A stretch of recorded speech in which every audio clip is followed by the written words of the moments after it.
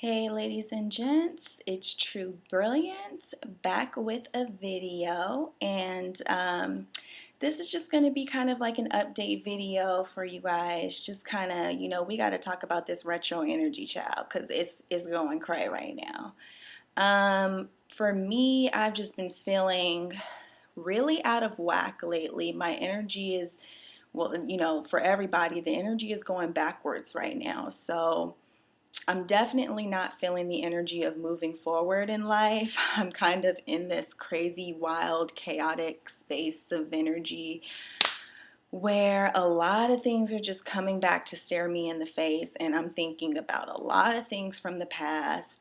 Um, and shit, Saturn is making my ass face a lot of things. Saturn is like, no, you gonna look at this today. All right, you ignored this for too long. It's time to look at this crap that you got going on. It's basically what Saturn's saying. And Pluto, child, is getting ready to go retrograde tomorrow. So I'm just like, Lord Jesus. Because Pluto ain't no joke. He's about the death and rebirth process. And even though I've been through this process many times in my life, it's still not something that I enjoy experiencing. So, Pluto's just about to come right along and just intensify all the energy that's already happening. Mercury, I mean, today, Mercury's energy has been pretty chill for me, but for the last couple of days, it had me all screwed up, going this way, that way, backwards, frontwards, all that. I have been able to get a lot of things done. I will say that I've actually been able to be really productive because I've definitely been going back and digging up old stuff. And it's kind of like going back through a treasure chest or something like that, or going back through your old storage closet and finding all this old stuff that you forgot about and being like, oh shoot, blowing off your old books and everything. I haven't read this book in so long. I need to reread this. And this is literally what's been happening to me. Like, I just went back into my storage closet yesterday and I was finding all this stuff like, oh my God, I forgot about this, and putting old pictures up back on my wall and finding old books that I haven't read in a long time, and just a lot of stuff coming up from the past. And it's just so funny. Like, I swear nobody can tell me that astrology isn't real. I was cleaning out my closet in my house the other day, and I'm going through my daughter's old birthday bag because there was a birthday bag full of her birthday decorations for her fifth birthday party. Honey, that bag had been in that closet ever since her birthday last year in August. So, I'm just like, what the hell is this bag with all these decorations? Do I even really need this still? So I start going through it. And honey, I found a damn outfit, brand new, she never wore before. Found this brand new outfit, cute as hell, cute pants, cute little ruffle shirt, and a dress. Fresh, still had the tag on it, still on the hanger, all of that. And she'd never worn it. And I look at the size and it says like 4T or something like that. So it's too small for her. She can't even wear it. I'm like, I didn't even know this outfit was sitting in this damn bag. I was like, I'm so mad. This is another outfit that she could have worn and now it's too small. Like, and that's kind of just like the universe being like, see, you got to pay more attention to stuff. If you would have cleaned out your closet months back when you should have cleaned it out, you would have saw this outfit and your daughter could have wore this outfit. But no, you want to ignore everything that's in your closet. And this is metaphorically speaking too, because the universe gives it to you on all levels. If you would have cleaned out what was in your closet, you would have saw this and you would have known about this. But no, you waited too late and now it's too small for your daughter to wear. I just love lessons from Saturn. Saturn be kicking my ass all up and down the street, child, and I deserve every bit of it because I don't be paying attention. So it's like little stuff like that. Like, that's the kind of things that's going on. I went back through and cleaned out my computer, found a whole bunch of old files that I can use for my videos. A good thing that I did is I found some old music because I was going through my SUV. And I was going through the glove department because I was cleaning it out, and I found a stack of a whole bunch of old CDs bomb ass music that I used to listen to like 2, 3 years ago, and I was like, yes, because I've been like, I need some new music. I'm so tired of the stuff I've been listening to. So I got like 50 CDs, and I got all this new music that I can listen to from the past. So it's kind of taking me back, a couple of years ago, and I was just reminiscing about how much I used to love this song, blah blah blah blah blah. So that's just the kind of the things I've been experiencing with the retrogrades, but it really is good energy for you because it's really causing you to go back and realize the things that you looked over, you know what I mean? And bringing back those old memories and making you think about those things. And it's also making you reassess and come back to those things and look at it in a new light. Look at it in a different way that you didn't look at it before. Because the past is tied into the present and the future. Past, present, and future are one. I always tell you guys that. Don't think any different. The past is important for the future. The present is important for the future is important for the past. Like everything is tied in together. So, going back and reassessing the past is very important. Another thing I want to talk about, something huge that's been on my mind, and I really feel Spirit wanting me to get this message out to people about Venus retrograde and what that was all about. Because while Venus retrograde was going on, I honestly wasn't thinking about it that much. I was just kind of like, okay, Venus retrograde is going on. We're getting our power back, and that's about it. I'm not going to lie to you. When Venus was retrograde in Pisces this last week or two, it was really hard for me emotionally because I really started to process a lot that was going on with me emotionally. And kind of revisiting those old feelings that had been buried or hadn't been fully processed by my conscious mind. So it was kind of hard, I'm not going to lie. But yeah, now it's going forward. But a lot of stuff took place. This Venus transit was extremely important. And I've already said this in all my other videos. But now that it's over with, I'm really seeing how Venus is really going and setting things right in love and relationships. Because I truly feel, and this is what I have been getting from Spirit, and the main message that I want to say is that with the Venus retrograde, a lot of things are being set straight again. And what I mean by that is that there is a huge conspiracy, people, that is trying to keep people away from the people that they are really supposed to be in a relationship with. A huge conspiracy dealing with this. And if you are somebody that has had issues in relationships, or just somebody that's gone through a lot of things in relationships, you may know this and feel this on an unconscious level, but I'm here to confirm it to you that yes, there is a huge conspiracy around love and relationships and keeping people away from the people that they're supposed to really be with in spirit. Because I honestly believe that God doesn't want us to be by ourselves. Like, God created us to have a significant other, and God created other people for us, and God created us for other people in order to be with and share love with and to really grow with and connect with on a spiritual level. Because when you're with the person that you are supposed to be with spiritually, that is a very powerful energy. It's not only a very powerful energy for you two as the lovers, it's a very powerful energy for the world. When people are in love and sharing love with each other, they're also sharing it with other people. And it creates this whole network of love across the world. And there are forces and energies that are trying to keep that from happening. So for like the last 20 years or whatever, there's been a huge conspiracy to keep people and to tempt people to be in relationships with people that they're not supposed to be with. And a lot of that is getting ready to be set straight right now. Venus has went back and corrected that. Venus has went back into the hearts and the minds of people to remind them of that, because a lot of people are in relationships that they are not happy in. And a lot of people are in relationships with people for the wrong reasons. They're in relationships with these people because they feel obligated to be with them.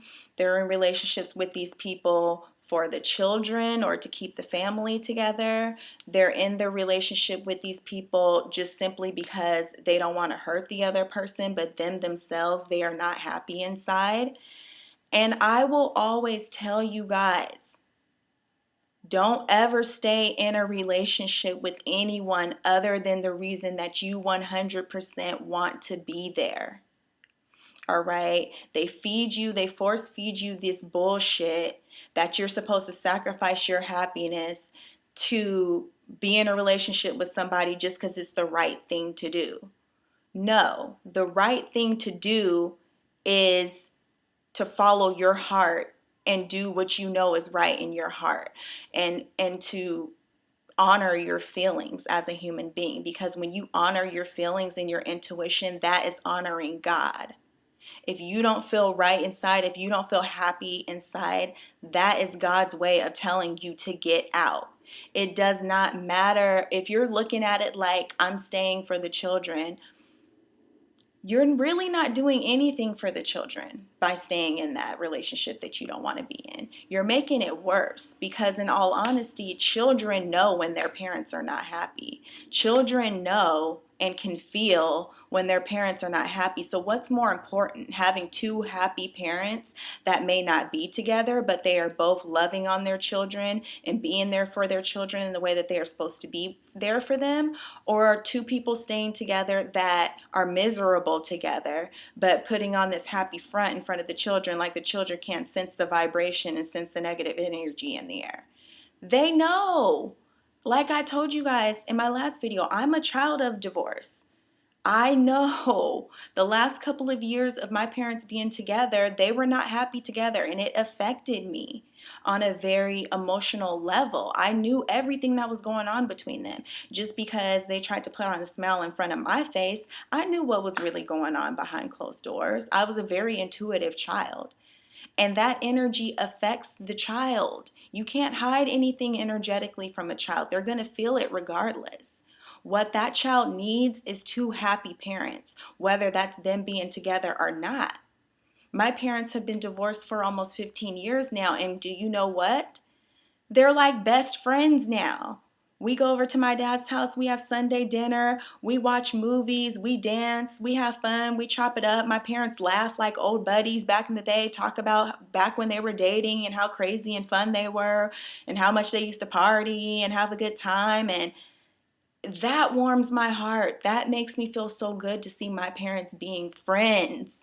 I don't care that my parents aren't in a relationship. I don't want them. When my parents got a divorce, like in the beginning, I was relieved and I was happy that I no longer had to be around that tension anymore. I was like, I used to tell people, like, I'm happy that they got a divorce. And like I said, no, my parents were not friends right away, like right after it happened. It took a while for them to come around and be like that. But now it's like we get together as a family unit and it's like we're a family again, except for they're not romantically involved. My dad has a new girlfriend that he's had for a long time, and my mom has had several, long-term relationships that she's been happy in, and I'm perfectly fine with it. All right.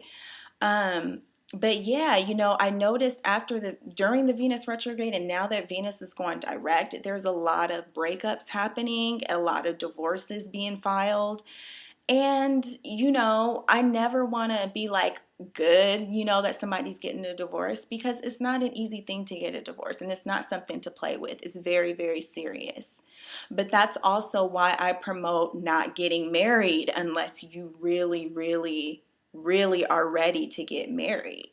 Because a lot of people enter into marriages when they're not ready. And a lot of people enter into marriages for the wrong reason. Like they enter into marriage because they feel pressure to do so by society or by their family or by their mate, when they're really not spiritually ready or spiritually mature enough to be in a relationship or be in a marriage, because a marriage is something that is a serious commitment and you are committing to this person for the rest of your life, and you need to take it serious. Not just be like, I'm I'm getting married because society says that's what I need to do, so that's what I'm going to do, because that's how you end up miserable, you know? But everybody makes mistakes. Everybody's situation is different. Everybody's karma is different. So I'm not saying this is for every single situation, but I'm really seeing that, you know, with Venus going into Aries, it was the true self coming back, the true power coming back. You worrying about the self. And this is why, you know, a lot of breakups and divorces was happening, because people were starting to wake up and be like, hold the hell on. I lost my identity. I lost who the hell I am. I don't even know who the hell I am anymore. I need to take some steps back and get out of this situation so I can find myself again. This is what a lot of people woke up to, you know, and these are people that have families and have been married for a long time and everything. But the true self is starting to raise up. All right. And when the true self comes out, I'm telling you what the true self is. And this is what Christ is, in my opinion, is the true self rising, the true self resurrecting. And the true self is a very, very powerful, because the true self has a lot of conviction, meaning that it's like, look, I am the truth, the light, and the way. This is who I am. This is how I feel. I'm not going to apologize to anybody about it. I'm going to speak my truth with 100% clarity and honor, because I am a sovereign being. Nobody exercises authority over me. If this is what I want, this is what I'm going to do, because I honor myself. And by honoring yourself, you are honoring God. You can't dishonor God by ignoring your truth. People sit up here and they go by what they think religion is, which is basically obey God and, you know, what he says that you're not supposed to do. But no, obeying God is obeying yourself, obeying your soul. And I always tell you guys want to talk about sin. Sin is, you commit sin against yourself when you do not go with what your soul is telling you to do. That is committing sin. The only person that you can commit sin against is yourself. When you don't listen to yourself, when you don't honor yourself, because by honoring yourself, you are honoring God, because you and God are one and the same. You can't disappoint God by going with what you feel deep down in your soul. You are never wrong by doing what's best for you. And if doing what is best for you is walking away from a situation or relationship that is no longer serving your higher soul purpose, then that is what God wants you to do, because God has a plan for your life. Okay? And that's the honest to God truth. You can't ever, the only time that you can go against God is when you go against yourself and what you truly feel inside, instead of trying to conform to what society says that you should do. All right? Only do stuff that you really want to do. Don't enter into no contracts. Don't enter into no relationships. Don't enter into nothing that you don't feel that you should be doing just because outside people, society, family, or whoever the hell is trying to tell you what you should do with your life. Don't listen to them. Only you know what's best for you. And this is why I don't do certain things when it comes to spirituality and things like that. Yes, I know that I'm a very powerful person spiritually, but if somebody's going to come to me and ask me to heal them or ask me to perform some type of spiritual work on them, I'm not going to do that, because I believe that everyone is sovereign, and I feel like nobody can do for you what you can do for yourself. I could try to lead you to the water, but I can't make you drink, and I can't exercise power over you like that. Only you can exercise power over yourself in the most effective way. All right? So this Venus, going direct, a lot of things are being corrected in relationships. And like I said, yes, a lot of people are in relationships with people that they have no business being with.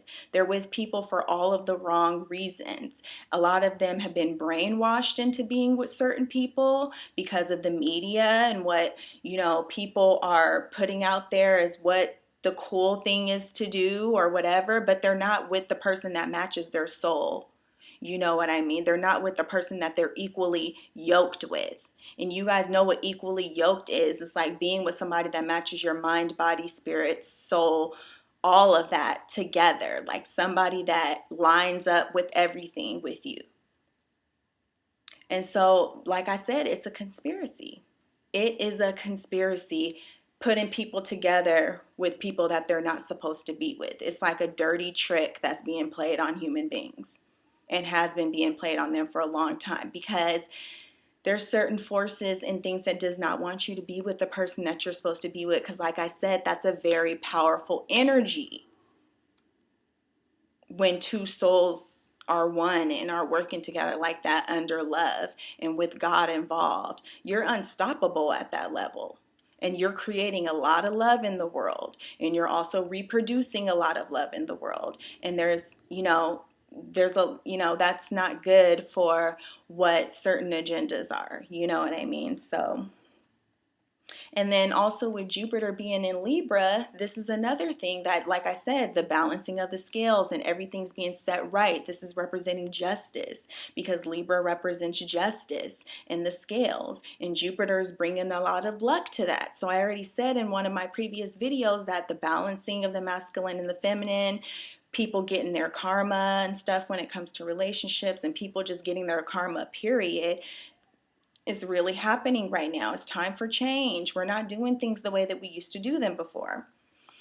And then when Jupiter goes into Scorpio, when Jupiter goes into Scorp, that's going to be dealing with the real raw truth. You want to talk about people getting a rude ass awakening.